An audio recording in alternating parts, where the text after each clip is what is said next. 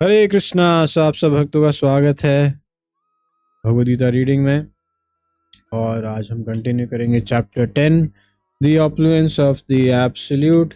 And हमने चर्चा करा था 25वें श्लोक तक, और कई सारी चीज़ें जो हमने जानी थी, जैसे कि भगवान बता रहे थे कि आदित्यों में मैं विष्णु हूँ, और जो ल्यूमिनरीज हैं उसमें सूर्य हैं, मारुत अर्थात विंड, हवा में जो स्पेस में 15 तरह की वायु होती हैं, और उसमें मारीची हैं, और तारों में जो है चंद्रमा है। सो ये जो है बताया 21वें श्लोक में। और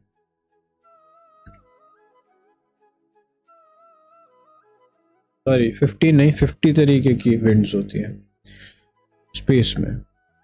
और फिर 22वें में वेदों में सामवेद हूँ, देवताओं में इंद्र हूँ, इंद्रियों में मन, जीवात्माओं में चेतना, रुद्रों में शंकर, यक्ष और राक्षसों में कुबेर, वसु में अग्नि और पहाड़ों में मेरु, पुजारियों में बृहस्पति, कमांडर्स में कार्तिकेय, जलाशयों में सागर, मुनियों में भृगु, और वाइब्रेशंस में ओम, यज्ञों में जप, और जो इमूवेबल स्थावर हैं उसमें हिमालय।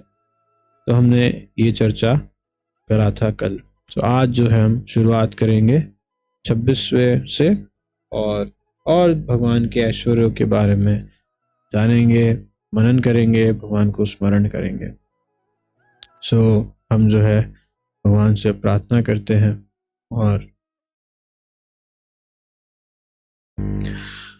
जय राधा माधव जय कुंज बिहारी,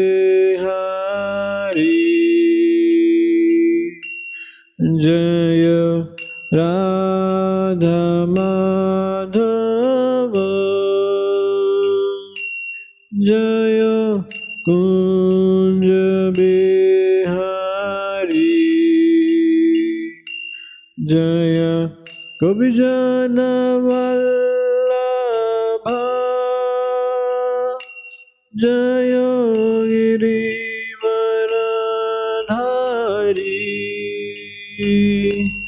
जय गिरिवरधारी,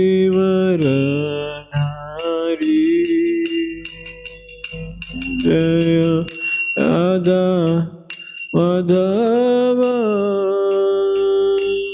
जय कुंज बिहारी,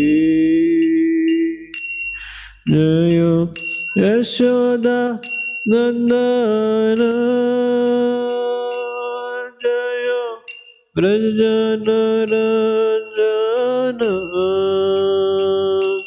जय ब्रजजन रंजन,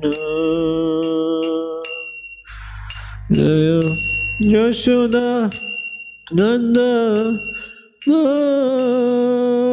जय ब्रजजन Ranjan,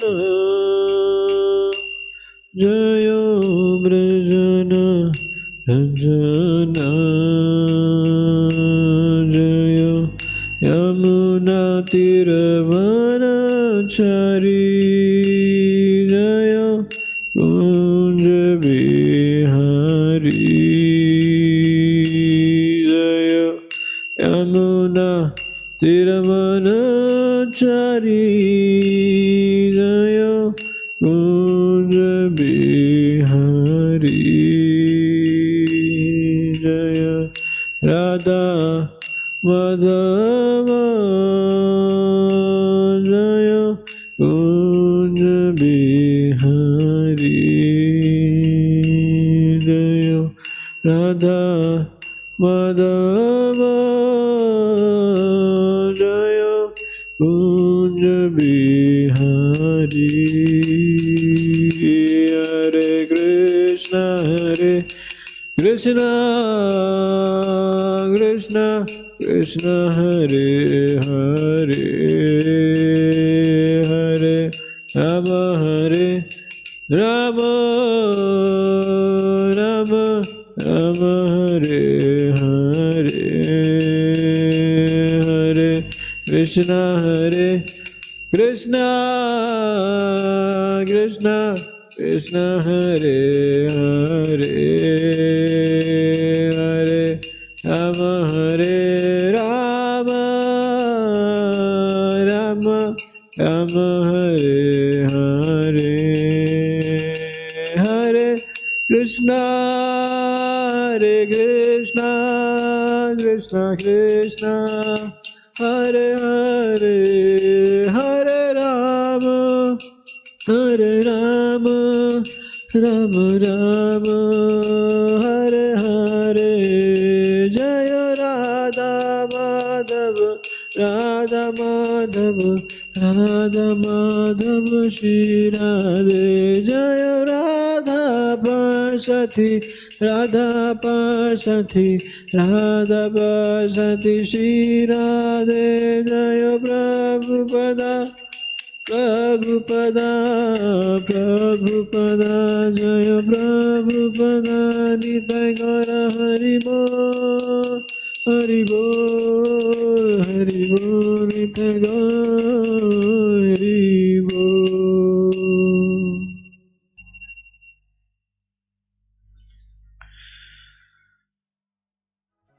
Om Ajnanatimirandhasya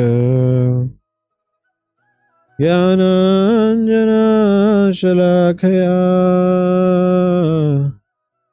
Chakshurunmilitam Yena Tasmai Shri Guruve Namaha. Shri Chaitanya Manobishtam Stapitam Yena Bhutale Swayam Rupa Kadamayam Dadati Swapadantikam. Vandeham Shri Guru Shri Yukta Padgamalam Shri Guru Vaishnavamsha Shri Rupam Sagrajatam Sagarna Gunathanvitam Tam Sajivam Sadhvetam Savadhutam Varijana Sahitam Krishna Chaitanya Devam Shri Radha Krishna Padan Sagan Lalita Shri Vishakhanvitam Sha. He Krishna Karuna Sindhu Deen Bandhu Jagatpate Gopesha Gopika Kanta Radha Kanta Namosute Tapta Kanchana Gaurangi Radhe Vrindavaneshwari Vrishabhanusute Devi Pranamami Hari Priye Vancha Kalpatarubhyasya Kripa Sindhuve Vacha Patitanam Pavanebhyo Vaishnavebhyo Namo Namaha. Namo Vishnu Padaya Krishna Prishthaya Bhutale Srimate Bhakti Vedanta Swami Niti Namine Namaste Saraswati Deve Gaurvani Pracharine Nirvishesha Shunyavadi Pashyata Deshatarine. Jai Shri Krishna Chaitanya Prabhu Nityananda Shri Advaita Gadadhar Shivasadi Gaur Bhaktavinda. Hare Krishna Krishna Krishna Hare Hare Hare Rama Rama Rama Hare Hare. Om Namo Bhagavate Vasudevaya. Om Namo Bhagavate Vasudevaya.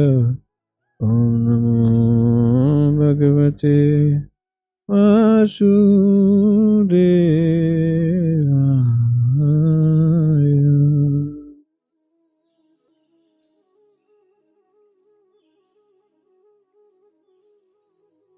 अध्याय 10 श्लोक संख्या 26। अश्वतः सर्ववृक्षाणां देवर्षिणां च नारदः गन्धर्वाणां चित्रार्थः सिद्धानां कपिलो मुनिः।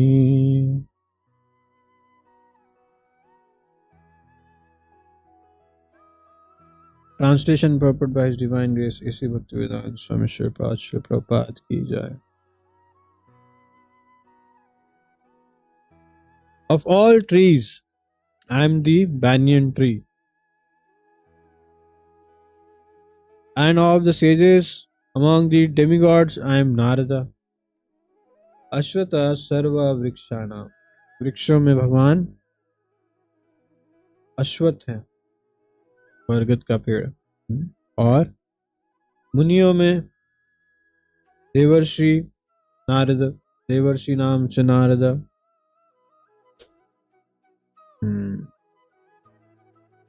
तो देवताओं के जो ऋषि हैं, of the sages among demigods, उनमें नारद। एंड गंधर्वा नाम चित्र रथः, तो गंधर्व कौन होते हैं? गंधर्व जैसे देवता हैं उसी तरह से गंधर्व होते हैं। तो they are celestial beings, they are higher than the humans, तो they are very expert in singing and dancing. तो इंद्रलोक में जो है, मतलब इंद्र की सभा में, है ना, तो वहाँ पे भी जो है कीर्तन कहेंगे या वहाँ पे भी गीत संगीत होता है, नृत्य होता है इंद्र देवता के आनंद के लिए, क्या कहेंगे, विलास के लिए। सो उनमें नृत्य करना अप्सराएं करती हैं, और गंधर्व होते हैं जो एक्सपर्ट सिंगर्स होते हैं। और and they are also devotees of the Lord. At least they are not asuras for sure, but their interest is in more into this. They're expert in singing. So even Chitraketu Maharaj, one life of Chitraketu Maharaj was of Gandharva. Okay. तो गंधर्वों में कौन है? Chitraratha. And among the perfected beings, I am the sage Kapila. तो कपिल मुनि देवहूति पुत्र, कर्दम मुनि पुत्र कपिल, तो उनमें सिद्धाना, सिद्ध जो हैं, उनमें कपिल मुनि है। एंड हाँ, श्रीमद् भागवतम के तीसरे स्कंद में जब प्रसंग आता है कपिल मुनि के बारे में, तो उसमें ये क्लियर है कि कपिल मुनि जो है भगवान के अवतार हैं। सो सृष्टि के आरंभ में जब चाहते थे ब्रह्मा जी की, तब जो मेरे पुत्र हैं, मानस पुत्र हैं, वो सब जो है मेरी सहायता करें।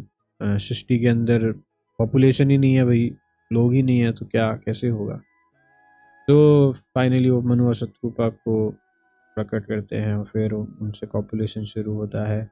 उनसे जो स्त्रियां प्रकट हुई, उनमें से एक देवहूति थी। देवहूति का विवाह किया गया कर्दम मुनि से। कर्दम मुनि के विवाह के उपरांत जो है भगवान जो है, वो भगवान ही अरेंज करे थे एक्चुअली। भगवान ही प्रकट हुए और कर्दम मुनि के ध्यान में, और उनको कहे कि आपको जो है, मैं आपकी शादी अरेंज कराऊंगा, आपको शादी करनी है देवहूति से, और मैं आपके पुत्र के रूप में जन्म लूंगा कपिल मुनि। तो वहाँ पे क्लियरली थर्ड कैंटो में भागवतम के कि कपिल मुनि is this supreme personality of godhead, incarnation of the Lord. Purport. The banyan tree Ashwatha is one of the highest and most beautiful trees, and people in India often worship it as one of their daily morning rituals. Among the demigods, they also worship Narada, who is considered the greatest devotee in the universe. तो अश्वत्थ के बारे में हम जानते हैं और हम उनकी पूजा भी करते हैं। पूजा करते हैं तो हमारे लिए क्यों इम्पोर्टेंट है? अगर हमारे लिए प्रश्न आए कि हम तो भगवान कृष्ण के भक्त हैं, हमें क्यों रिचुअलिस्टिक एक्टिविटीज़ करनी है, फोटो एक्टिविटीज़ करनी है, क्यों अश्वत्थ के पेड़ को पूजे। तो हमारे लिए ये बहुत इंपॉर्टेंट एस्पेक्ट है कि भगवान जो है अश्वत्थ हैं, है ना। तो एक तो ये एस्पेक्ट है। दूसरा एस्पेक्ट क्या है कि जो कि कुरुक्षेत्र में जिस पेड़ के नीचे भगवान ने गीता सुनाई थी, ज्योतिषार जो कहते हैं, वहाँ पे जो पेड़ है वो पेड़ कौन है, वो भी पेड़ है, बरगद का पेड़ है, आज भी है ज्योतिषार। तो अश्वत्थ का पेड़। और देवताओं के ऋषियों में सबसे पूजित जो है कौन, नारद मुनि है। और हर जगह जाके, नारद का अर्थ क्या होता है, नारायण देने, जो सबको नारायण दें, अर्थात प्रचार करते हैं भगवान के बहुत ही। और देखेंगे नारद जी जो है वो कितने ही सारे महान भक्तों के गुरु हैं, जैसे ध्रुव महाराज, है ना। और प्रहलाद महाराज जब घर में थे तो उनने भागवत श्रवण करा किनसे, नारद मुनि से।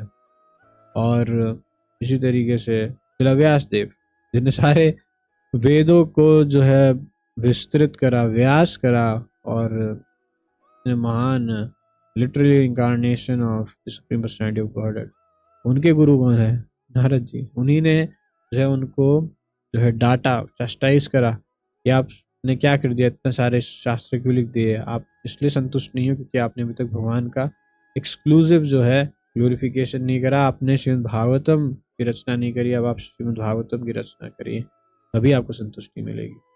तो Narad ji is not an ordinary personality, and the way he became Narad, that is also very beautifully described by Narad himself in Srimad Bhagavatam. So that is also a wonderful example of great devotee. Thus he is the representation of Krishna as a devotee. भक्तों के लिए हमारे लिए बहुत महान is a role model. The Gandharva planet, preacher भी हैं, even दक्ष प्रजापति के जो है 10,000 शिष्यों को जो है ब्रह्मचारी बना के उनको भक्ति बना दिया। तो is a great preacher also, expert preacher, devotee also and expert preacher also. The Gandharva planet is filled with entities who sing beautifully, and among them the best singer is Chitraratha. Amongst the perfect living entities, Kapila, the son of Devati, is a representative of Krishna. He is considered an incarnation of Krishna, and his philosophy is mentioned in Srimad Bhagavatam. Later on, another Kapila became famous, but his philosophy was atheistic. Thus, there is a gulf of difference between them. तो कपिल मुनि भगवान के अवतार बताया, और उसके बाद एक और कपिल प्रकट हुए, बट उनने जो प्रचार करा वो भगवान के अवतार नहीं थे, वो के कोई जीवात्मा, पर उनने नास्तिक प्रसंग दिया। ये जो सांख्य फिलॉसफी था, जो भगवान के अवतार कपिल मुनि देवहूति पुत्र हुए, उनने तो सांख्य फिलॉसफी भक्ति का अर्थ ही दिया। और आप देखोगे तीसरे स्कंद में इतने सारे चैप्टर्स हैं इसी फिलॉसफी के ऊपर। देवहूति माता पूछ रहे हैं कि मेरा कैसे उद्धार होगा, मैं तो स्त्री हूँ, मैं कैसे भक्ति करूँ, उसके ऊपर बहुत विस्तार से कपिल मुनि ने बताया है। पर एक और कपिल हुए, उनने तो नास्तिक फिलॉसफी दिया उल्टा आगे करके। So that is not the Kapila which has been discussed here. How can he be, भगवान क्यों नास्तिक फिलॉसफी फैलाएंगे as himself as Kapila. So that's why यही प्रभुपाद यहाँ पे। Let's go ahead. उच्चैश्वरा समश्वानां विधि मामृतो भवाम, आयरवताम गजेन्द्राणां नाराणां च नराधिपाम्। Just on horse. Okay. There is some churning of Amrit Uddham. Airavata. Airavat. Gajendra. Narayana.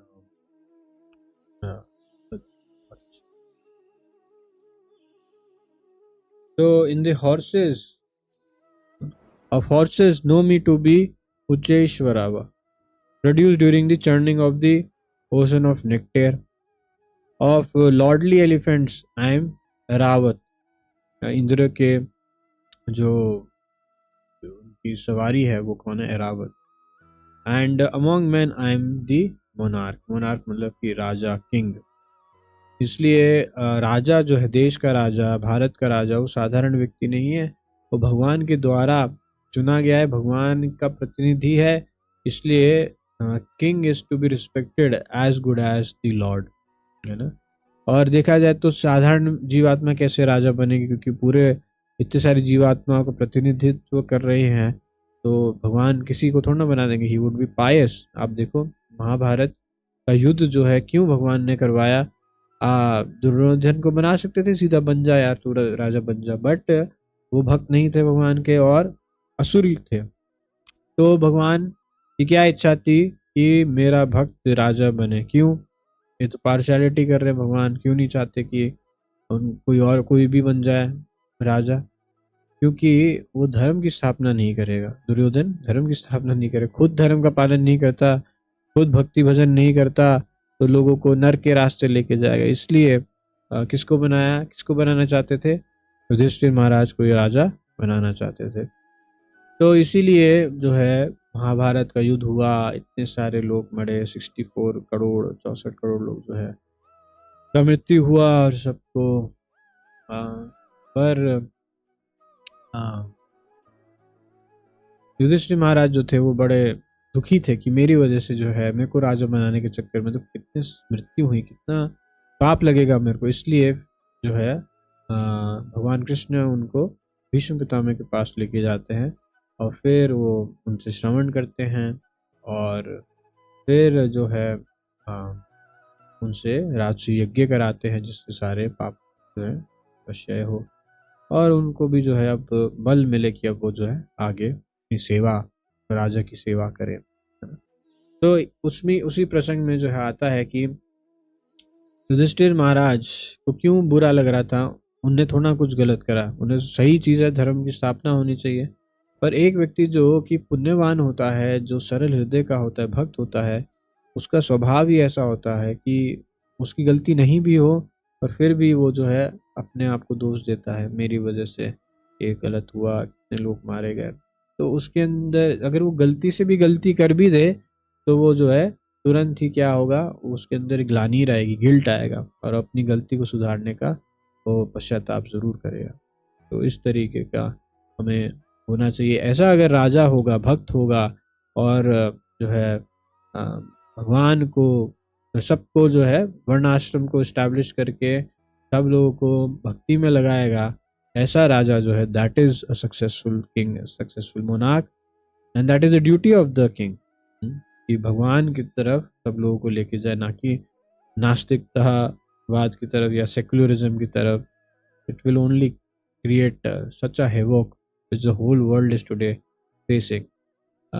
इसलिए प्रभुपाद जी क्या चाहते थे कि we just want that 1% of the world population, that is the top cream, that become devotees of Krishna, and then there is a chance that the people of Kali Yuga may be delivered because of this holy name. तो इसलिए प्रचार करने की बहुत आवश्यकता है। इसलिए प्रभुपाद जी जो है साइंटिस्ट लोगों से, टीचर्स से, फिलोसोफर्स से, मिनिस्टर्स से, प्रेसिडेंट्स से, इन सब से जो है मिलने का प्रयास करते रहते, मिलते थे और सिखाते थे, बताते थे क्या फिलॉसफी है कृष्णा कॉन्शियसनेस की। अगर फॉलो करेंगे so the human kind can be saved from hellish life. The devotee demigods and the demon asuras once took part in churning of the sea. तो ये प्रभुपाद जी समुद्र मंथन के बारे में बताएंगे, ध्यान से सुनिए। From this churning, nectar and poison were produced, and Lord Shiva drank the poison. तो जब समुद्र मंथन सबसे पहले शुरू हुआ, कुर्म अवतार में भगवान प्रकट हुए और बता रहे हैं उसमें कि जैसे खुजली होती है ना, खुजलाते हैं तो हम क्या पीछे तो नहीं जाएगा, ऐसे खुजली करना होगा तो है ना, कैसे करेंगे? तो कुछ खड़ी लेंगे फिर ऐसे डाल के खुजली करेंगे। तो कुर्म दैट्स टॉर्टॉइस, तो टॉर्टॉइस तो कैसे करेगा खुजली अगर उसको पीठ में खुजली होगी तो भगवान को खुजली हो रहा था कुर्म अवतार में, भगवान को खुजली सा फील हो रहा था। तो फिर क्या करे, तो चलो समुद्र मंथन लीला कर दो यार, है ना। तो मंदारचल पर्वत जो है का एक पार्ट को लिया गया और फिर उसको स्थापित करा भगवान के पीठ पे, कुर्मा के पीठ के, टॉर्टोइस की पीठ के ऊपर। और फिर जो है वासुकी नाग पे वो जो है वो सारे, एक तरफ असुर थे एक तरफ सुर थे, और फिर वो जो है मंथन शुरू कर दी, टर्निंग ऑफ। हाँ, कई सारे और मेन पर्पसेस थे कि अमृत निकलेगा तो अमर हो जाएंगे देवता, इस तरीके। हाँ, बट एक ये भी एस्पेक्ट था कि भगवान को खुजली हो रहा था पीठ में, तो भी।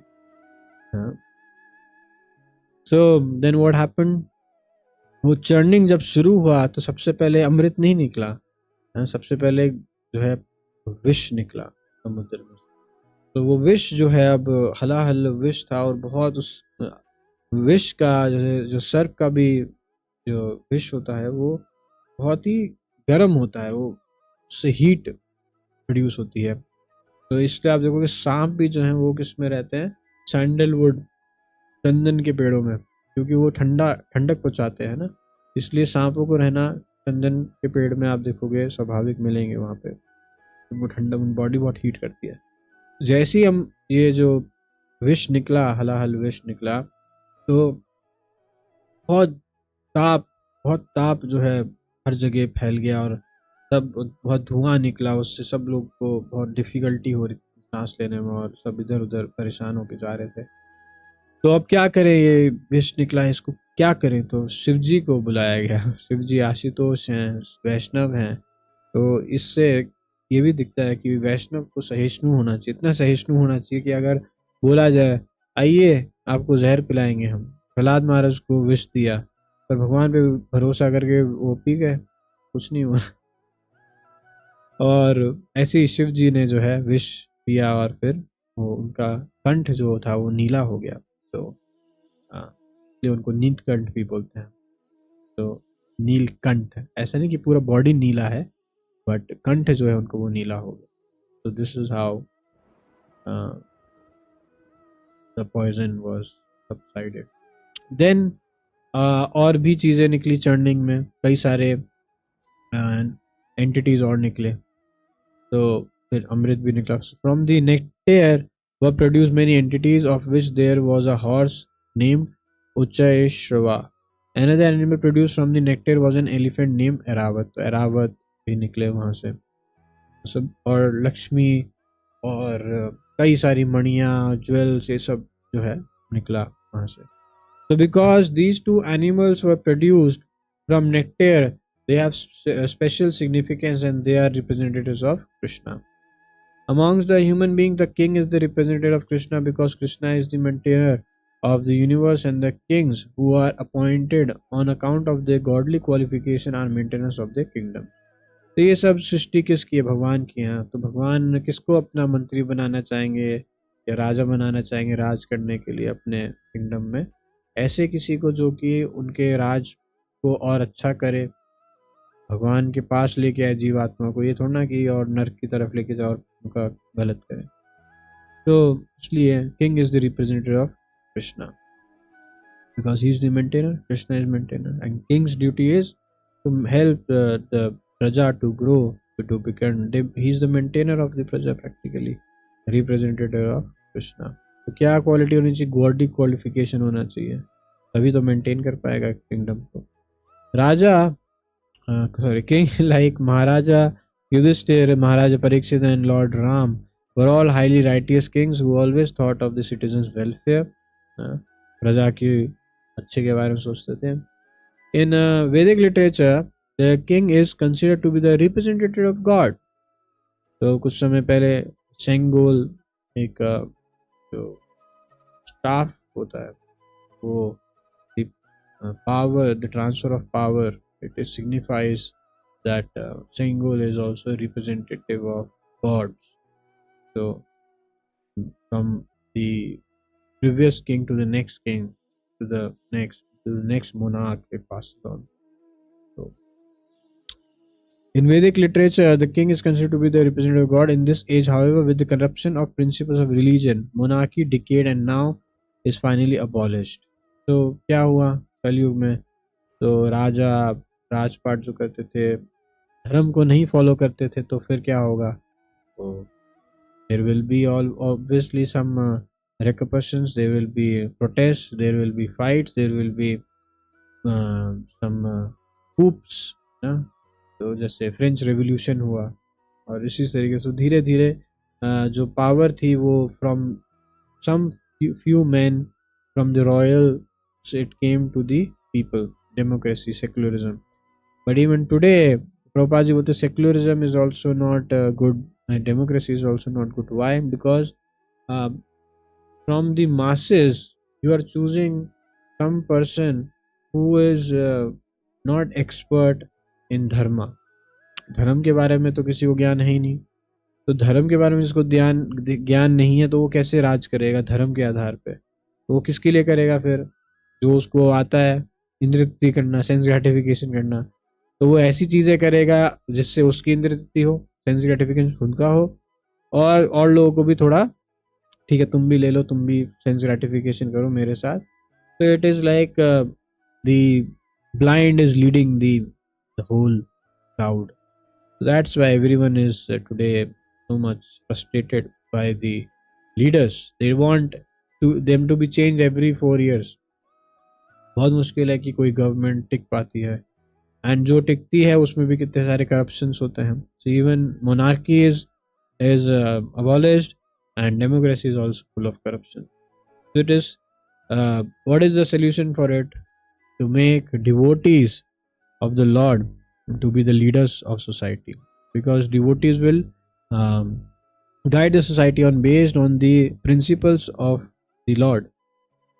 तभी वो जो है एक, इसलिए तो राम राज्य हर कोई चाहता है, राम राज्य, पर राम राज्य चाहिए बिना राम के तो वो नहीं हो सकता. इसलिए भक्त बनना पड़ेगा, भक्ति करना पड़ेगा, भगवान के ये जो नियम हैं, रूल्स हैं जो मनुस्मृति में दिया है और भागवतम में इतने सारे पुराण हैं, इन सब में दिया है, रामायण में, महाभारत में से सारे प्रिंसिपल्स हैं, उसके आधार पर नीति शास्त्र है और इतने सारे शास्त्र, इनको अगर हम अपने जीवन में उतारेंगे तभी जो है हमारा भला हो सकता है. और उसका एसेंस जो है इन सारे शास्त्रों का श्रीमद् भागवतम है, और श्रीमद् भागवतम में कई सारे प्रिंसिपल्स, कई सारे कल्चरल एस्पेक्ट्स ये सब दिए हैं, है ना. तो अगर हम इतना नहीं पढ़ सकते तो एटलीस्ट श्रीमद् भागवतम का प्रचार प्रसार करेंगे, उसी से बहुत लोगों का भला हो जाएगा. So it is understood that in the past, however, people were more happy under righteous kings. तो हमें क्या बताया जाता है कि पहले के राजा महाराजा तो बहुत कास्टिज्म करते थे, प्रताड़ित करते थे, ये सब करते थे, बट किसका नाम लेते हैं वो नहीं बताते हैं. कौन से राजा ने ऐसा करा वो नहीं बताते हैं. अच्छा, तो फिर क्या ज़्यादा से ज़्यादा रेफरेंस क्या देंगे कि देखो फ्रेंच रेवोल्यूशन क्यों हुआ है ना, वहाँ पे देखो राजा ऐसे करते थे. तो क्वेश्चन ये उठता है, तो अच्छा आज भी ब्रिटिशर्स आए और उन्होंने कहा कि देखो आप ये जो राजपाट करते हो ये सब गलत है, ये सब राजा वाजा को हटाओ, डेमोक्रेसी लेके आओ. जिनने खुद इंडिया में डेमोक्रेसी इस्टेब्लिश करी और खुद जो है वो राज अभी भी जो है राजा है, वहाँ के क्वीन है ना, वो क्यों फॉलो करते हैं? सच डुप्लीशियस नेचर इज देयर, है ना. तो सबको दे दिया क्या, आप डेमोक्रेसी सब बन जाओ, ठीक है, नहीं समझ रहा तो डेमोक्रेसी बन जाओ. और वहाँ पे जो है बहुत सारे प्रॉब्लम्स को क्रिएट करके चले गए, जैसे इंडिया पाकिस्तान पार्टीशन करके चले गए, लड़ाई कर रहे हैं अभी भी लोग. ऐसे कई जगह देशों में जो है लड़ाई करा के, अभी इसराइल और पैलेस्टीन वाला युद्ध चल रहा है, वो भी फ्रेंच और ब्रिटिश आए थे वहाँ पे, और वहाँ पे भी यही करा. फिर इसराइल जूस को दे दिया और फिर जूस और पैलेस्टीन के अंदर लड़ाई करा के चले गए वो, और उसको एक्सप्लॉइट करते रहते समय समय पे. अच्छा आपको हथियार चाहिए, हमसे खरीदो, हम देंगे आपको. This is how these people have such duplicitous nature. इसलिए अगर भक्त नहीं है राजा तो बहुत क्योस होगा सोसाइटी में, जो आज सब जो है इसका भुगतान कर रहे हैं. तो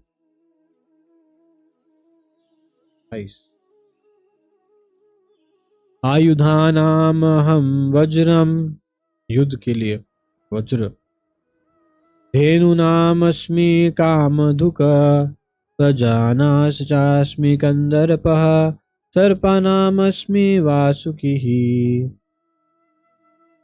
तो आयुधाना, युद्ध के लिए जो हथियार होते हैं, उसमें क्या है, वज्र। वज्र क्या होता है, थंडर बोल्ट। तो हमें लगेगा थंडर बोल्ट हो तो जो एकदम से बिजली कड़कती है, वो कैसे वज्र कुछ वेपन बन सकता है। तो प्रसंग आता है श्रीमद् भागवतम में कि इंद्र को मारने के लिए तृणावर्त का जो है उसको प्रकट किया गया था। और इंद्र को अगर तृणावर्त को मारना था तो उनको वज्र चाहिए था। तो वज्र किससे बनाया, दधीचि मुनि थे। दधीचि मुनि के पास गए, बोले कि आपकी हड्डियों से जो है मेरे को वज्र प्राप्त होगा, उसी से मैं जो है अपने दुश्मन तृणावर्त को मार पाऊंगा, इसलिए आप मेरे को अपनी हड्डी दे दीजिए। तो उससे फिर जो है, सोचिए कितना सबको सबसे ज्यादा प्रिय शरीर होता है, तो किसी व्यक्ति से उसका शरीर मांग लेना बहुत ही मुश्किल है देना। तो दधीचि ने, महान मुनि ने जो है अपना जो शरीर दे दिया, और फिर उनके स्पाइनल कॉर्ड, जो बॉडी के सारी हड्डियां हैं, 100 जोड़ थे उस वज्र में। उस वज्र से को बना के जो है इंद्र को दिया गया। इंद्र ने फिर तृणावर्त का उससे संहार किया। और तृणावर्त भी जो है भक्त थे in a demon's body, and then he also went back to God. तो वज्र एक तरह से एक वेपन है जो कि is one of the most strongest weapons. तो उसमें, उन वेपन्स में वज्र कौन है, भगवान कृष्ण। धेनु नाम, धेनु काउस, काउस में कौन सी, कामधुक, सुरभि, सुरभि गाय है। प्रजनः, चिल्ड्रन, बच्चों को पैदा करने के लिए, उसमें कंदर है ना। जब तक काम वासना नहीं आएगी मर्द और स्त्री में, तब तक बच्चा पैदा करने की इच्छा, वो प्रजनन क्रिया कैसे होगी। So because of that, the children happen. So who instills that? That is Cupid, Kamdev. And Sarpanam, of the serpents, I am Vasuki. So of weapons, I am the thunderbolt. Among cows, I am the Surbi. Of causes for procreation, I am Kandarp, the god of love. And of serpents, I am Vasuki. So not actually god of love, god of lust. God of love is Krishna. Purport. The thunderbolt, indeed a mighty weapon, represents Krishna's power. In Krishna Loka, in the spiritual sky, there are cows which can be milked at any time, and they give milk as much as one likes. Of course, such cows do not exist in this material world, but there is mention of them in Krishna Loka. The Lord keeps many such cows which are called Surabhi. It is stated that the Lord is engaged in herding the Surabhi cows. Kandarp is the sex desire for presenting good sons. Therefore, Kandarp is the representative of Krishna. Sometimes sex is engaged in only for sense gratification. Such sex does not represent Krishna, but sex for the generation of good children is called Kandarpa and represents Krishna. So, कई सारी चीजें यहाँ पे गोलोक में, कृष्ण लोक में जो है गाय हैं, तो गाय कौन सी है, कृष्ण की गाय सुरभि, कामधेनु, और वो कभी भी दूध देती है, भगवान उन्हीं को चराते हैं। और जो प्रोक्रिएशन का कॉज है वो कंदर्प है, but for begetting good, not for lust, not for enjoying senses, वो that is not representing Krishna, but only for generating good Krishna conscious children. That sexual generation, that is representing Krishna. And among the serpents there is Vasu. अनन्ताश्चास्मि नागानां वरुणो यादासामहं पित्राणामार्यमा चास्मि यमः समयातामहम्. Of the many hooded nagas, I am Ananta, अनंत शेष. So अनंत शेष के ऊपर जो है भगवान विष्णु जो है, देखा आपने, भगवान विश्राम कर रहे हैं, अगर गर्भोदक्षाय विष्णु अनंत शेष के ऊपर ही एक्चुअली में ये पूरी जो 14 भुवन है, 14 प्लानिटरी सिस्टम्स जो हैं वो उसी उन्हीं के जो मस्तक है उसी पे जो है टिकी हुई है, मतलब उन्हीं के हुड्स हैं, कई सारे फैंग्स है ना अनंत शेष के, उसी के ऊपर उन्हीं के ऊपर धारण किए हुए। तो ये भी भागवतम में आता है कि अनंत शेष की वजह से जो है ग्रेविटेशनल फोर्स एग्जिस्ट करता है, not because of some dark energy और something, it is because of Ananta Shesha. And among the aquatics I am the demigod Varuna. Of departed ancestors I am Aryama. And among the dispensers of law I am Yama, the lord of death. तो जब यमराज को श्राप मिला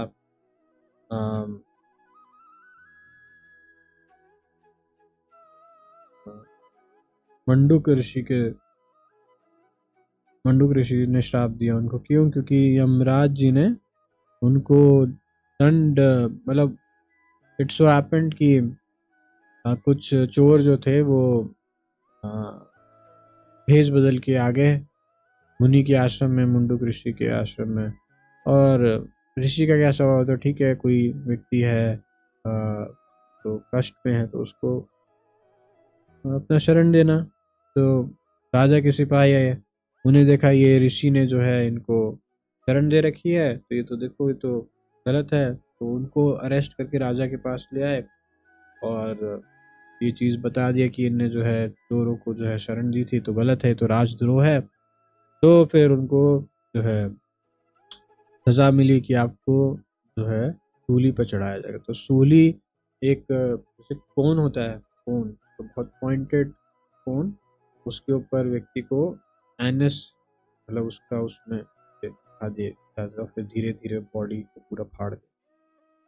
तो योग शक्ति से जो है मुंडुक ऋषि ने अपने आप को स्थित कर लिया, तो कष्ट नहीं हो रहा था। But then he went into meditation and then from that he came to Yamlok and then he had a conversation with Yamraj कि ये कैसे हो गया, ये कौन से मेरे को तो कितने मेरे को जन्म जो हैं मैं अपनी सिद्धि से तपस्या से देख पा रहा हूँ, मैंने तो ऐसा कोई गलत काम नहीं करा जिसकी वजह से मेरे को ऐसी सज़ा मिले, तो ये आप कैसे मेरे को सज़ा दे सकते हो, ये तो बहुत गलत है।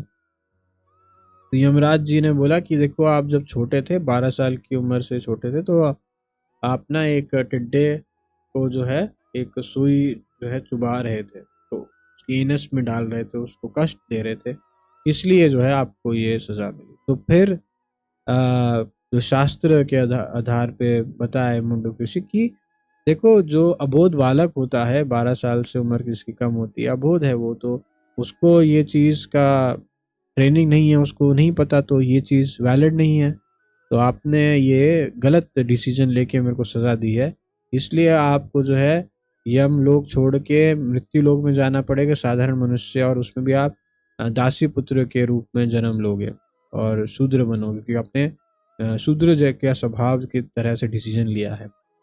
तो फिर वो जो है विदुर के रूप में प्रकट हुए दासी पुत्र, जो कि व्यास देव जी जब आए थे तो उनने जब राजा कोई था नहीं तो फिर जो है इस क्रिया के थ्रू जो भी उस समय में रानियां थी उनसे जो प्रकट करे, तो एक जो हुए वो धृतराष्ट्र हुए, क्योंकि व्यास देव का जो शरीर था वो थोड़ा तपस्या भी था, तो थोड़ा दिखने में थोड़े से वो बहुत सुंदर नहीं लग रहे थे, तो जो रानी थी तो उस समय जो है वो आंख बंद कर ली थी, तो इसलिए जो पुत्र पैदा हुए वो नेत्रहीन थे, दृष्टिहीन थे धृतराष्ट्र, और भय के कारण थे, तो वो इसलिए उनमें क्या था, स्वभाव क्या था कि शक्तिशाली तो थे पर धर्म जो थे उसको नहीं समझते थे प्रॉपरली, तो स्वार्थ उनमें था, तो इस तरीके से आंखों से अंधे थे और धर्म के लिए भी अंधे थे धृतराष्ट्र। सिर्फ अपनी संकुचित बुद्धि थी कि मैं और मेरे पुत्र, मेरा राजपाट होना चाहिए। Then there was Pandu, righteousness. Okay. He was a good Raja, good person. And then the third was Vidur. So Vidur was a दासी पुत्र. So एक दासी के ऊपर भी उन्होंने कृपा करी और फिर उससे प्रकट हुए Vidur. So Vidur was not so much considered very, मतलब there was a difference. So हम जो हैं राजकन्या से प्रकट हुए हैं. So Dhritarashtra used to have, and the sons of Dhritarashtra used to have such kind of a difference. Way of dealings were different with Vidur. But although Vidur was very expert in dharma because he was Dharamraj, Yamraj, so he was a devotee of the Lord.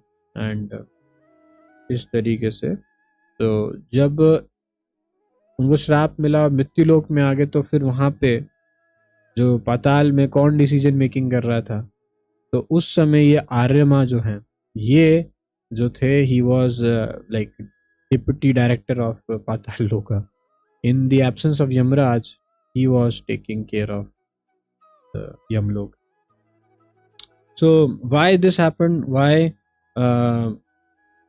a devotee of the Lord Yamraj got cursed by a rishi? Because बहुत समय हो गया था, भागवतम में प्रसंग आता है यही, बहुत समय हो गया था. यमराज जो है वो भी भक्त हैं, वो भी चाहते थोड़ा वकेशन हो, हर दिन रात मैनेजमेंट करते रहना, लोगों को सजा देते रहना, अरे दिमाग खराब. तो because it was arrangement of the Lord कि अब वो जो है थोड़ा सा आए, तीर्थ स्थलों में भ्रमण करें, अलग अलग जगह गए ना, विदुर जी गए थे, सारे तीर्थ स्थलों में भ्रमण करने गए, भगवान के भक्तों से मिले, भगवान से दर्शन करने को मिला.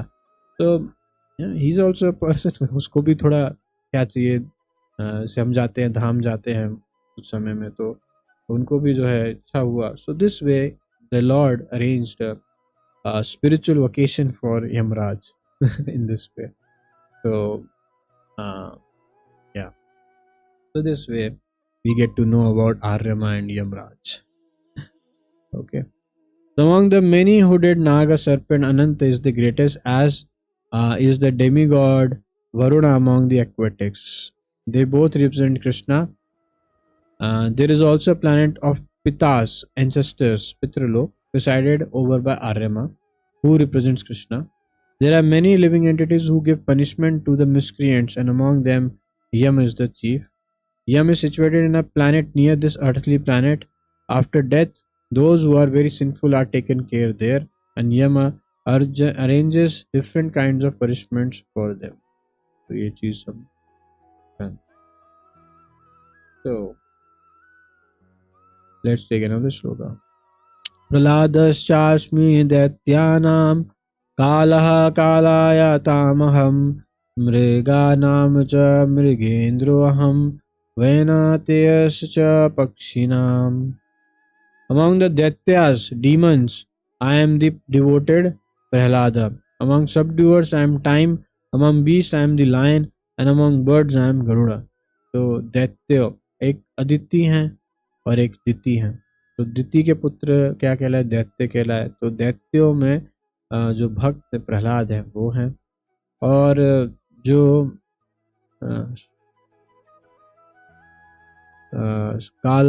काल्यताम तो सबड्यूअर्स में वो समय है, और बीस्ट में जो है वो सिंह है, लायन, एंड बर्ड्स में गरुड़ है. Aditya and Aditya are two sisters. The sons of Aditya are called Adityas, and the sons of Aditya are called Daityas. तो हमने पीछे पढ़ा था कि आदित्यास पहले 21वें श्लोक में आदित्यास में कृष्ण कौन है? विष्णु या वामन का बताया था, और दैत्यों में कौन है? प्रहलाद महाराज. All the Adityas are devotees of the Lord, and all the Daityas are atheistic, Gnostic हैं. Although Prahlad was born in the family of the Daityas, he was a great devotee from his childhood. Because of his devotion, service and godly nature, he is considered to be representative of Krishna. There are many subduing principles, but time wears down all things in the material universe, and so represents Krishna. So Same Bikalo Asmi. So time, I am the devourer of everything. Of all the many animals, the lion is the most powerful and ferocious, and of the million varieties of birds, Garuda, the bearer of Lord Vishnu, is the greatest. Pavanah pavatamashmi Ramah shastrabhitamaham Janasanam makrashchasmi Druta samasmi Janavi. Of purifiers I am the wind, of the wielders of weapon I am Rama, of fishes I am the shark, and of the flowing rivers I am the Ganges. So पावना पावताम purify कर देता है हर चीज को, पावन पवन, और जो जो हथियार को धारण करते हैं, वेपन्स को, that is Krishna only, Krishna, but शास्त्र भित्तम carrier of weapons, that is Rama. Ram is Krishna, but when Krishna carries weapons, that is Ram. And fishes में shark, and flowing of rivers and the Ganges. Of all the aquatics, the shark is one of the biggest and is certainly the most dangerous to man. Thus, the shark represents Krishna. Shark represent Krishna. इसका अर्थ ये नहीं कि समुद्र में जाके shark को जाके Hare Krishna Prabhu, Krishna you are my lord, shark Prabhu how are you, ये नहीं करना. Okay. Then सर्गानाम आदि संतास मध्याम च हवाहम अर्जुना आध्यात्मा विद्या विद्यानाम वादः प्रवदतामहम. Of all creations I am the beginning and the end and also the middle. O Arjuna, of all sciences I am the spiritual science of the self, and among logicians I am the conclusive truth. So सर्गानाम, सर्ग मतलब creation. तो creation जो आदि और अंत जो है वो भगवान है, मध्यम भी है. और अर्जुन आध्यात्म विद्या जो है वो मैं हूँ. विद्या नाम, विद्या में सबसे महान क्या अध्यात्म विद्या है, वो कृष्ण है. और वाधा प्रवदातम argument. Okay. Of all science I am the spiritual science of the self, and among logicians I am the conclusive truth. Conclusive truth का अर्थ क्या है? वादः, नेचुरल कंक्लूजन. ओके. तो बहुत सारे लॉजिशियंस हैं, बहुत सारे लॉजिक्स हैं, नहीं कहते अरे वाह वो बहुत अच्छा लॉजिक देता है, बहुत अच्छा लॉजिकल बातें करता है, बट एक्चुअली में टॉप मोस्ट लॉजिक और जो कंक्लूसिव ट्रुथ है सारे लॉजिक्स का, दैट इज कृष्ण. मतलब कि सारे लॉजिक्स को लगा के, सारे ट्रुथ्स को समझ के कंक्लूजन क्या निकलना चाहिए कि भगवान कृष्ण सुप्रीम है, उनकी भक्ति करो. जैसे भगवान 15वें अध्याय के 15वें श्लोक में क्या कह रहे हैं कि वेदों के रचयिता मैं हूँ, वेदों से किसको जाना जाता है? मेरे को. तो वेद का सार कौन है? भगवान कृष्ण है. तो किसी ने अगर वेद पढ़े हैं, वेदांत सूत्र पढ़ा है, उसको क्या समझ में आना चाहिए कि कृष्ण की महान भगवान है, उन्हीं की भक्ति करो और इस संसार से निकलो. अगर ये नहीं आया, दैट मीन्स वो सही कंक्लूजन पे नहीं आया वेदों के. उसी तरीके से among the created manifestations, the first is the creation of the total material elements, as explained before. The cosmic manifestations created and conducted by Mahavishnu, Garbhodakshaya Vishnu and Shirodakshaya Vishnu, and then again it is annihilated by Lord Shiva. ये चीज हम बहुत बार कर चुके हैं. Brahma is the secondary creator. All these are agents of creation, maintenance and annihilation, are incarnations of the material qualities of the Supreme Lord. Therefore he is the beginning, middle and end of all creation. For advanced education, there are various kinds of books of knowledge, such as the 4 Vedas. There are 6 supplements, the Vedanta Sutra, books of logic, books of religiosity and Puranas. So altogether, there are 14 divisions of books of education. Of these, the book which represents Adhyatma Vidya, spiritual knowledge, in particular, the Vedanta Sutra represents Krishna. Among logicians, there are different kinds of argument. Supporting one's argument with evidence that also supports the opposing side is called jalpa. Merely trying to defeat one's opponent is called vitanda, but the actual conclusion is called vad. This conclusive truth is the representative of Krishna. Okay. तो ये कई सारे वाद होते हैं, है ना.